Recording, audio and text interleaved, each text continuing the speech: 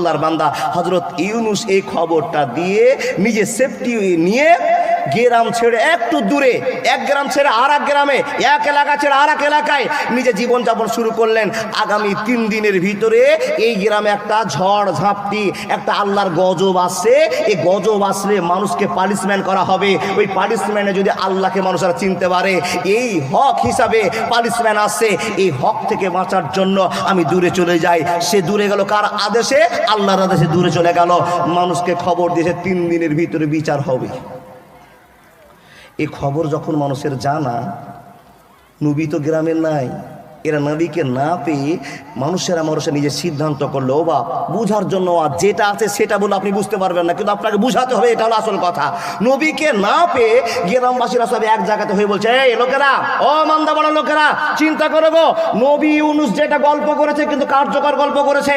আমরা কিন্তু মদ খাই, আমরা জেনা করি, আমরা সুদের কারবার করি, মানুষ মার্ডার করেছি, অনেক নোংরামি করেছি। আল্লাহ আমাদের উপর রাগ করেছে। ইউনূস আমাদেরকে খবর দিয়েছে। ইউনূস নবীর কথাটাকে ফেলে দেওয়া যাবে না, মানতে হবে। অতএব একটা কাজ করতে হবে, চলো আল্লাহর কাছে আমরা ইস্তেগফার করি, দোয়া করি, আল্লাহ যেন আমাদেরকে বিপদ না দেয়। জোরে বলুন সুবহানাল্লাহ। সিদ্ধান্ত করে এরা সবাই গ্রাম ছেড়ে জঙ্গলে পালিয়ে গেল। এবার ইতিহাস শুনে যান, গ্রাম ছেড়ে জঙ্গলে পালিয়ে গেল। কিসের জন্য জঙ্গলে পালালো? চলো বান্দা ধরো তো। গ্রাম ছেড়ে জঙ্গলে পালিয়ে দিয়ে নিজের ছোট ছোট 8 বছর, 10 বছর, 7 বছর, 5 বছর, 3 বছর, 1 মাস, 1 দিনে যে বাচ্চাগুলো আছে, এই বাচ্চাগুলোকে একদিকে, গরু, ছাগল, মুরগি, হাঁস যা আছে এদেরকে একদিকে, এরা আল্লাহর কাছে কান্দাকাটি শুরু করে দিয়েছে।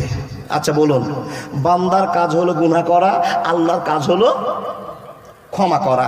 এই লোকেরা জঙ্গলে গিয়ে রব্বুল আলামিন, আমরা ইউনূস নবীর কথা শুনিনি, আমরা বড় ভুল করেছি, তোমাকে আল্লাহ চিনতে পারেনি, তোমার শক্তি সম্পর্কে আমার ধারণা আছে বলে কিন্তু কোনো কিছুর জন্য ভুলে গিয়েছি।